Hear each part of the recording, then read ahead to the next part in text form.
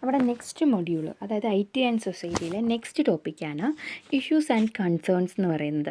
അപ്പം issues and കൺസേൺസിൽ പറയുന്നതെന്ന് വെച്ചിട്ടുണ്ടെങ്കിൽ, ഇപ്പം നമ്മളൊരു IT വേൾഡിലാണല്ലോ ജീവിക്കുന്നത്. അപ്പം ഈ IT കാരണം നമുക്ക് മനുഷ്യൻ കണ്ടുപിടിച്ച ഏതൊരു കാര്യത്തിനും അതിൻ്റേതായ അഡ്വാൻറ്റേജും ഉണ്ട്, ഡിസഡ്വാൻറ്റേജസും ഉണ്ട്. ഓക്കെ, അതാണ് ഇഷ്യൂസ് ആൻഡ് കൺസേൺസിൽ നമ്മൾ ഡിസ്കസ് ചെയ്യാൻ പോകുന്നത്. ഓക്കെ, ആദ്യം നമുക്ക് അതിൻ്റെ അഡ്വാൻറ്റേജസ് എന്തൊക്കെയാണ് IT സൊസൈറ്റിയിൽ വന്നതിൻ്റെ അഡ്വാൻറ്റേജസ് എന്ന് നമുക്ക് നോക്കാം. ഫസ്റ്റ് അതിൽ വരുന്നതാണ് globalisation, communication, cost effectiveness, lots of time, the birth of new jobs. Okay, ഇത്രയും കാര്യങ്ങളാണ് ഇതിൽ നമുക്ക് ഡിസ്കസ് ചെയ്യാനുള്ളത്. ആദ്യം നമുക്ക് ഗ്ലോബലൈസേഷൻ എന്താണെന്ന് നോക്കാം. ഗ്ലോബലൈസേഷൻ എന്ന് വെച്ചിട്ടുണ്ടെങ്കിൽ ബ്രിങ്ങിങ് ദി വേൾഡ് ക്ലോസർ എന്നാണ് പറയുന്നത്. എന്ന് വെച്ചിട്ടുണ്ടെങ്കിൽ ലോകത്തെ നമ്മളിലേക്ക് അടുപ്പിക്കുന്നു. മീൻസ് ഇപ്പം അതൊരു ജിയോഗ്രഫിക്കൽ മാപ്പിൻ്റെ രീതിയിലല്ല, ഒരു മാപ്പിൽ നമ്മൾ ലോകത്തിനോട് അടുക്കുക എന്നല്ല, ഒരു കമ്മ്യൂണിക്കേഷൻ വഴി. ഇപ്പം നീ ഒത്തിരി കാലഘട്ടം പുറകില എന്നൊക്കെ നമ്മൾ പറയത്തില്ലേ, അതുപോലെ നമ്മൾ ആ കാലഘട്ടത്തിനനുസരിച്ച് പോകുന്നു. കമ്മ്യൂണിക്കേഷൻ നമുക്കുണ്ടാവുന്നു. മാപ്പിൻ്റെ ആ ഒരു ടേമിലല്ല അതിനെ എക്സ്പ്ലെയിൻ ചെയ്യുന്നത്. ഓക്കെ, ദെൻ ഇവിടെ പറയുന്നത് ഡീപ്പർ എന്ന് വെച്ചിട്ടുണ്ടെങ്കിൽ ഇൻഫർമേഷൻ നമുക്ക് എന്താണ്, പെട്ടെന്ന് തന്നെ നമുക്ക് ഇൻഫർമേഷൻ എഫിഷ്യൻ്റായിട്ട് സെൻഡ് ചെയ്യാനായിട്ട് പറ്റും. പക്ഷേ അവിടെ വരുന്നൊരു നമുക്കവിടെ കുറച്ച് ബാരിയേഴ്സ് ഉണ്ട്. ലാംഗ്വേജസിൻ്റെയും അതുപോലെ തന്നെ ജിയോഗ്രഫിക്കൽ ബൗണ്ടറീസും ഉണ്ട്. സോ ഈ IT യൂസ് ചെയ്യുന്നത് കൊണ്ട് തന്നെ നമുക്കെന്താണ്, ഒരു കൺട്രിയുടെയോ അല്ലെങ്കിൽ ഒരു ജിയോഗ്രഫിക്കൽ ബൗണ്ടറിയോ ഇല്ലാതെ തന്നെ ഇൻഫർമേഷൻസും അവരെ ഐഡിയാസും നമുക്ക് ഷെയർ ചെയ്യാനായിട്ട് പറ്റും. ദെൻ നെക്സ്റ്റ് നമുക്ക് പഠിക്കാനുള്ള അഡ്വാൻറ്റേജാണ് കമ്മ്യൂണിക്കേഷൻ എന്ന് പറയുന്നത്. അതായത് നമ്മുടെ ഇൻ്റർനെറ്റ് കഫേസും അതുപോലെ തന്നെ നമ്മുടെ ലോങ് ഡിസ്റ്റൻസ് മൊബൈൽ ഫോൺ കോൾസും ലാൻഡ് ലൈൻ കോൾസും മെയിൽസും ഒക്കെ കണ്ടുപിടിക്കുന്നതിന് മുമ്പ് തന്നെ, ഒരു സെൻറ്റർ ഉണ്ടാവുന്നതിന് മുമ്പ് അത് ഉണ്ടായിക്കൊണ്ടിരിക്കുന്ന ആ പീരീഡിൽ അത് ഭയങ്കര എക്സ്പെൻസീവും ആയിരുന്നു. അതുപോലെ തന്നെ ഇൻ്റർനെറ്റ്സ് ഒക്കെ എന്ന് പറഞ്ഞാൽ ഭയങ്കര സ്ലോയും ആയിരുന്നു. സോ ആ കണ്ടീഷനാണോ ഇപ്പോൾ നമുക്കുള്ളത്.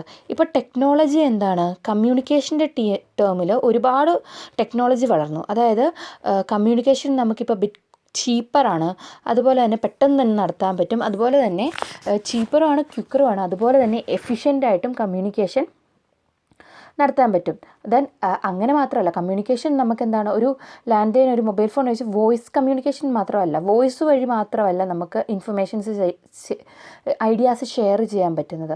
പകരം എങ്ങനെയാണ്, നമുക്ക് ഫേസ് ടു ഫേസ് കമ്മ്യൂണിക്കേഷൻ, ഒരാളുടെ മുഖത്തോട് മുഖം നോക്കി നമുക്കെന്താണ്, വീഡിയോ കോളിംഗ് ആപ്സും അങ്ങനെ ഒരുപാട് കമ്മ്യൂണിക്കേഷൻ മീഡിയാസ് നമുക്ക് അവൈലബിൾ ആണ്.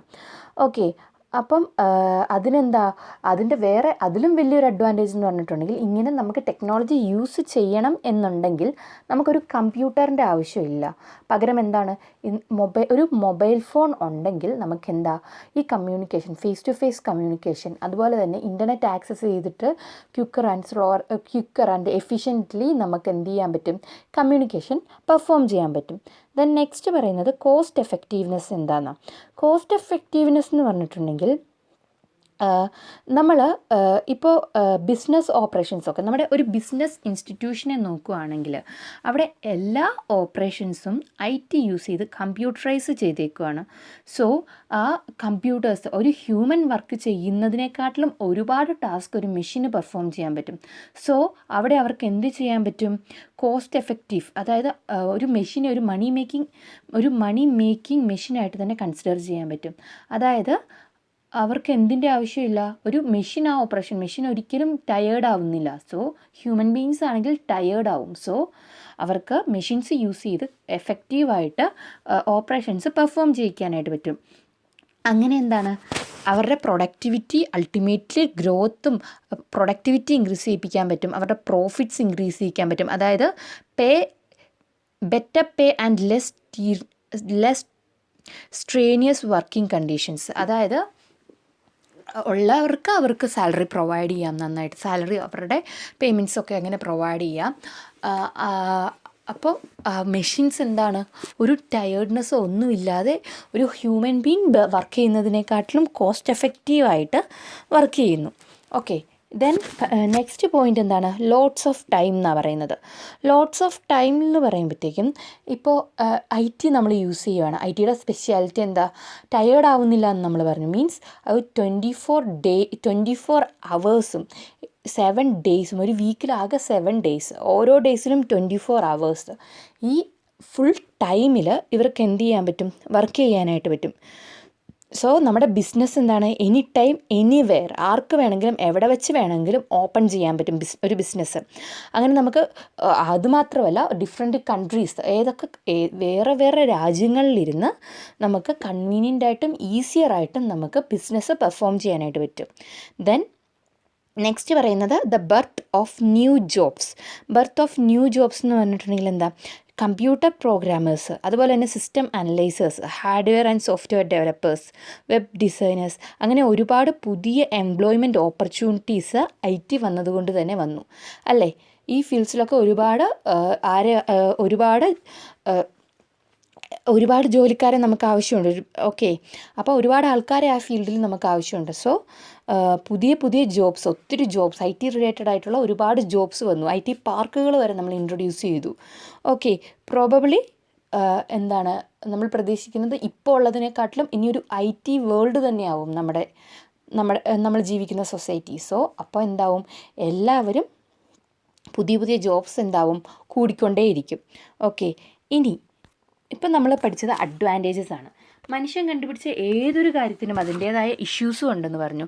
ആ ഇഷ്യൂസാണ് unemployment, privacy, insufficient of job security, dominant culture. Okay, unemployment എന്ന് പറയുമ്പോൾ എന്താ, ടെക്നോളജി ബിസിനസ് പ്രോസസ്സിലും അങ്ങനെ എല്ലാത്തിലും ടെക്നോളജി ഇൻട്രൊഡ്യൂസ് ചെയ്തു എന്ന് പറഞ്ഞു. അപ്പം അവിടെ ജോബ് റിഡൻഡൻസീസ് ഉണ്ടാവും. അതുപോലെ തന്നെ മീൻസ് അതിൻ്റെ മീനിങ് എന്ന് പറഞ്ഞിട്ടുണ്ടെങ്കിൽ മിഡിൽ ജോബ്സ് ഒക്കെ പെർഫോം ചെയ്യാനായിട്ട്, അതായത് ഒരുപാട് ജോബ്സ് മെഷീൻസ് യൂസ് ചെയ്ത് നമുക്ക് അല്ലെങ്കിൽ IT ഇൻസ്റ്റാൾ ചെയ്തേക്കുന്ന മെഷീൻസ് യൂസ് ചെയ്ത് തന്നെ നമുക്ക് പെർഫോം ചെയ്യിക്കാനായിട്ട് പറ്റും. അത് ഒരുപാട് ആൾക്കാർ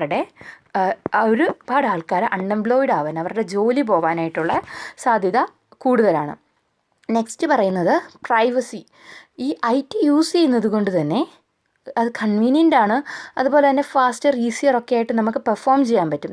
പക്ഷേങ്കിൽ നമ്മൾ യൂസ് ചെയ്യുന്നത് ഫോൺ സിഗ്നലും അതുപോലെ തന്നെ ഇൻ്റർനെറ്റ് കണക്ഷനും അങ്ങനെയൊക്കെയുള്ള ടൂൾസാണ് നമ്മൾ യൂസ് ചെയ്യുന്നത്. ഇതിൻ്റെ പ്രത്യേകത എന്താ, internet is easy for hacking. ഒരു ഹാക്കർ വിചാരിക്കുവാണെങ്കിൽ നമ്മൾ വിചാരിക്കും നമ്മൾ സ്റ്റോർ ചെയ്യുന്ന, നമ്മുടെ മൊബൈൽ ഫോണിൽ ലോക്കിട്ട് സ്റ്റോർ ചെയ്യുന്ന എല്ലാം സേഫാണെന്ന് നമ്മൾ വിചാരിക്കും. ഒരിക്കലുമല്ല. അത് നമുക്ക് എന്ത് ചെയ്യാൻ പറ്റും, ഒരു എക്സ്പേർട്ടൈസ്ഡ് ആയിട്ടുള്ള ഒരു ഹാക്കർ വിചാരിച്ചാൽ തീരാവുന്നതേ ഉള്ളൂ എല്ലാ കാര്യങ്ങളും. സോ നമ്മൾ സേവ് ചെയ്തേക്കുന്ന ഒന്നും സേഫ് അല്ല. സോ ഹാക്കിംഗ് ഉള്ളത് കൊണ്ട് തന്നെ ഒരു ബിസിനസ് ഓർഗനൈസേഷനിൽ എന്താണ്, മോസ്റ്റ് പ്രൈവസി കൂടുതലുള്ള അല്ലെങ്കിൽ സെക്യൂരിറ്റി കൂടുതലുള്ള ഇൻഫർമേഷൻസാണ് കമ്മ്യൂണിക്കേഷൻ വഴി അവർ എക്സ്ചേഞ്ച് ചെയ്യുന്നത്.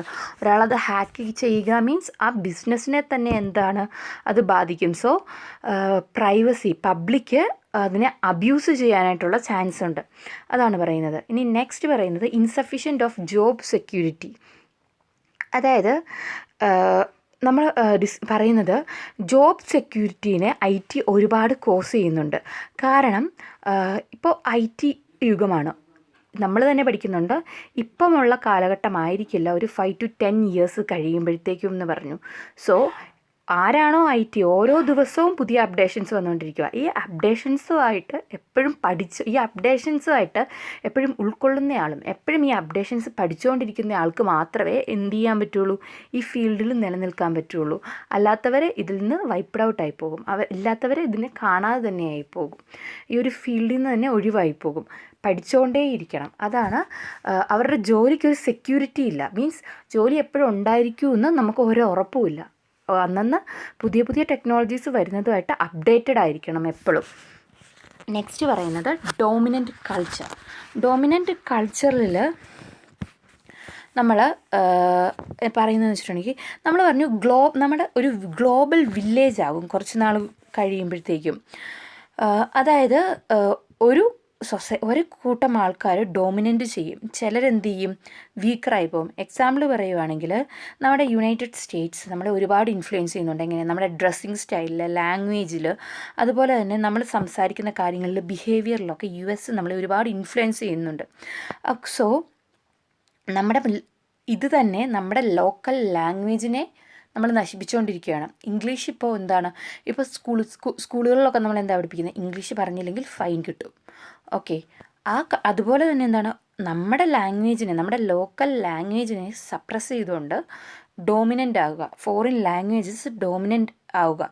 സോ അതാണ് പറയുന്നത് ഡോമിനൻ്റ് കൾച്ചറിൽ അങ്ങനെയാണ് പറയുന്നത്. ഒരു വീക്കർ വണ്ണിനെ ഡോമിനേറ്റ് ചെയ്ത് ഒരു കൾച്ചർ എന്ത് ചെയ്യും, വളർന്നു വരും.